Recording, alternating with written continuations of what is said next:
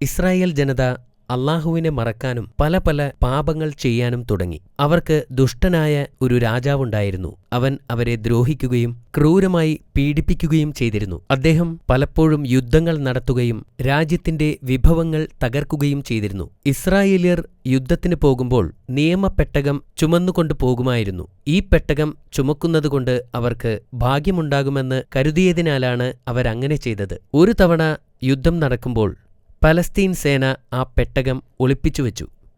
അവർക്ക് ആ പെട്ടകം നഷ്ടപ്പെടുക മാത്രമല്ല, ആ യുദ്ധത്തിൽ അവർ പരാജയപ്പെടുകയും ചെയ്തു.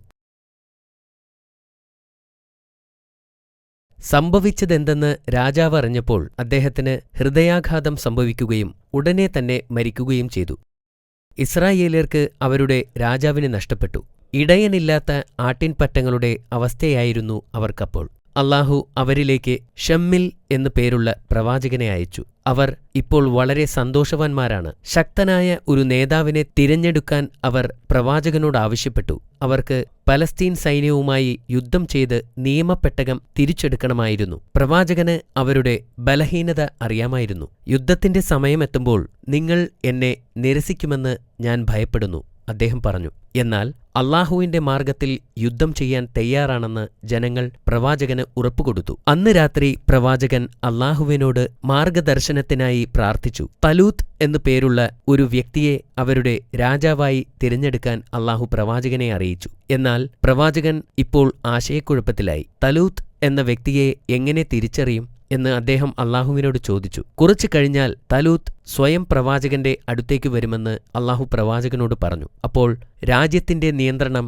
തലൂത്തിന് കൈമാറണമെന്ന് നിർദ്ദേശവുമുണ്ടായി. തലൂത്ത് പൊക്കം കൂടിയ കരുത്തനും ബുദ്ധിമാനുമായ ഒരാളായിരുന്നു. ദൂരെ ഒരു കൃഷിസ്ഥലത്ത് അദ്ദേഹം പിതാവിനോടൊപ്പം താമസിക്കുകയും അദ്ദേഹത്തോടൊപ്പം വയലിൽ ജോലി ചെയ്യുകയും ചെയ്തിരുന്നു. ഒരു ദിവസം തന്റെ ജോലിക്കാരനോടൊപ്പം കാണാതായ കഴുതകളെ അന്വേഷിച്ച് നടക്കുകയായിരുന്നു തലൂത്ത്. അവർ ദിവസങ്ങളോളം സഞ്ചരിച്ചു. എന്നാൽ അവർക്ക് അവയെ കണ്ടെത്താൻ കഴിഞ്ഞില്ല.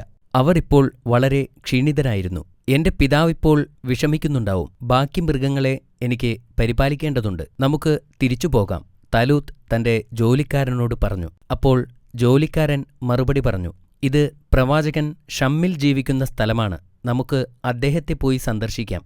നഷ്ടപ്പെട്ട കഴുതകളെക്കുറിച്ച് നമുക്ക് അദ്ദേഹത്തോട് ചോദിക്കുകയും ചെയ്യാം. അവർ പ്രവാചകനെ കാണാനായി പോയി.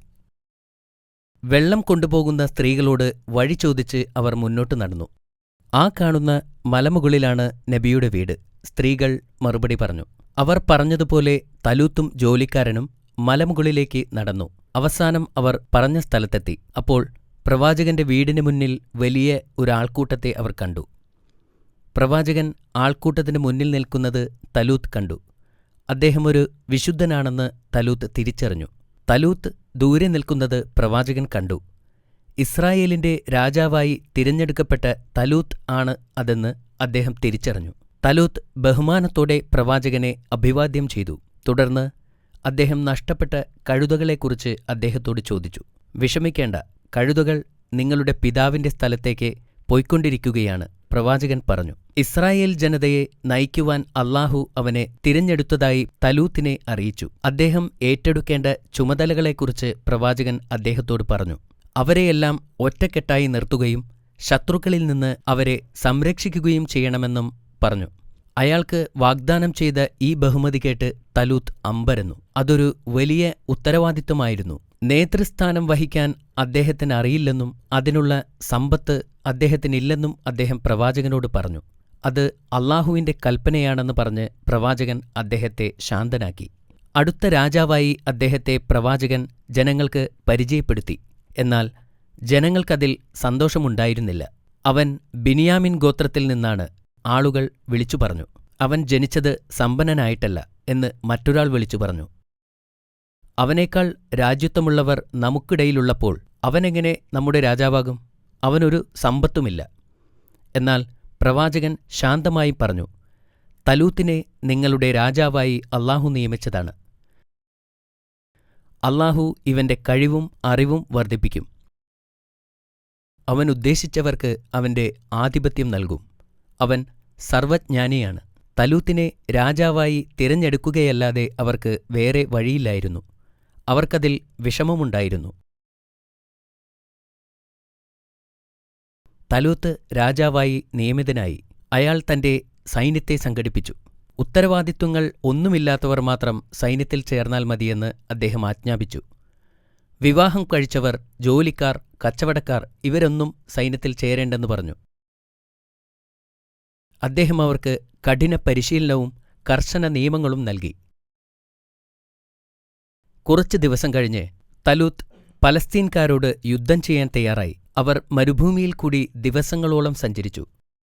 ദിവസങ്ങൾ സഞ്ചരിച്ചതിനുശേഷം അവർ ഒരു പുഴയുടെ തീരത്തെത്തി. അപ്പോൾ അദ്ദേഹം തന്റെ സൈന്യത്തെ ഒന്ന് പരീക്ഷിക്കാൻ തീരുമാനിച്ചു. നദിയിൽ നിന്ന് വെള്ളം കുടിക്കുവാൻ നിങ്ങളെ അനുവദിച്ചിരിക്കുന്നു. നിങ്ങളുടെ ദാഹം ശമിപ്പിക്കാൻ വേണ്ടി മാത്രമാണ്. അതിലപ്പുറം കുടിക്കരുത്, അദ്ദേഹം അവരോട് കൽപ്പിച്ചു. എന്നാൽ പടയാളികൾ വളരെ ക്ഷീണിതരായിരുന്നു. അവരിൽ പലരും ആവശ്യമുള്ളതിനേക്കാൾ കൂടുതൽ കുടിച്ചു. ഇത് കണ്ടപ്പോൾ തലൂത്ത് നിരാശനായി. അദ്ദേഹത്തെ അനുസരിക്കാത്തവരെ ഉടനെ തന്നെ പറഞ്ഞുവിട്ടു.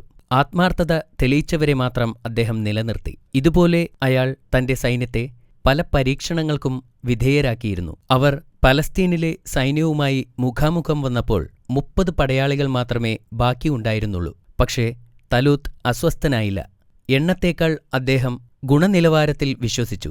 അവിശ്വസനീയരായ ഒരു വലിയ സൈന്യത്തെക്കാളും വിശ്വാസികളായ ഒരു ചെറിയ സൈന്യമാണ് നല്ലതെന്ന് അദ്ദേഹം കരുതി. ഈ ചെറു സൈന്യവുമായി അദ്ദേഹം പലസ്തീൻ സൈന്യത്തെ നേരിട്ടു. അവർ ശക്തരും അവരുടെ കയ്യിൽ ധാരാളം ആയുധങ്ങളുമുണ്ടായിരുന്നു. അവരെ നയിച്ചിരുന്നത് ഫലസ്തീനിൽ നിന്നുള്ള യുദ്ധവീരനായ ഗോല്യാത്തായിരുന്നു. അയാൾ വലിയ ശക്തനും ഭീമാകാരനുമായിരുന്നു. ഇത്രയും വലിയ സൈന്യത്തെ കണ്ടയുടനെ തലൂത്തിന്റെ ആളുകൾ ഓടിപ്പോയി. എന്നിട്ട് എന്ത് സംഭവിച്ചു? ആരാണ് വിജയിച്ചത്? അതേക്കുറിച്ച് ഞാൻ നാളെ പറയാം. മാഷാ അല്ലാ, വളരെ നല്ല കഥയായിരുന്നു ബാബാ. ചോദ്യങ്ങൾക്കായി നീ തയ്യാറാണോ? അതെ ബാബാ. എന്നാൽ ഇതാ നിനക്കുള്ള ആദ്യത്തെ ചോദ്യം.